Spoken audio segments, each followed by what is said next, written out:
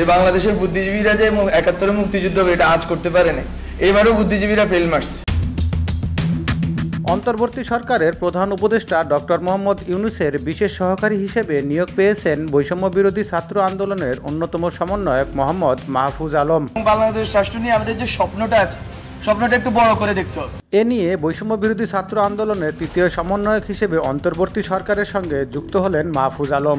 তবে তার নিয়োগের পর থেকেই সবার মনে প্রশ্ন, কে এই মাহফুজ আলম? ছাত্র জনতার আন্দোলন চলাকালে সেভাবে আলোচনায় না থাকলেও হঠাৎ করে প্রধান উপদেষ্টার বিশেষ সহকারী হয়ে যাওয়ায় তাকে নিয়ে সবার মনে প্রশ্ন ঘুরপাক খাচ্ছে। যতদিন আপনি বাংলাদেশ রাষ্ট্রের ভিতরে থাকবেন, ডিজেপি এনএসএ আপনাকেই মারবে। মাহফুজ আলম ছিলেন বৈষম্য বিরোধী ছাত্র আন্দোলনের লিয়াজো কমিটির সমন্বয়ক। তার বাড়ি লক্ষ্মীপুর উপজেলার রামগঞ্জ উপজেলার ইসাপুর গ্রামে। পড়াশোনা ঢাকা বিশ্ববিদ্যালয়ে। ঢাকা বিশ্ববিদ্যালয়ের আইন বিভাগের 2015-16 শিক্ষাবর্ষের শিক্ষার্থী তিনি। এছাড়া ছাত্র সংগঠন গণতান্ত্রিক ছাত্র শক্তির তাত্ত্বিক নেতা হিসেবে ক্যাম্পাসে পরিচিত তিনি। মাহফুজ আলম প্রথম আলোচনায় আসেন শেখ হাসিনা প্রধানমন্ত্রীর পদ ত্যাগ করে দেশ ছাড়ার পর। এর কিছুদিন পর আন্তর্জাতিক গণমাধ্যম রয়টার্সকে বৈষম্য বিরোধী ছাত্র আন্দোলনের প্রতিনিধি হয়ে একটি বিশেষ সাক্ষাৎকার দেন তিনি।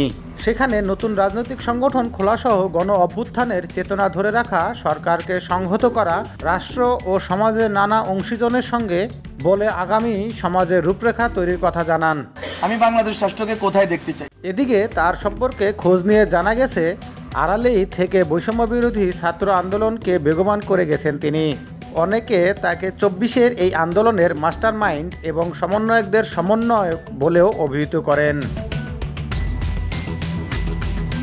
6 সমন্বয়ক ডিবি হেফাজতে থাকার পরও একের পর এক কর্মসূচি আসে।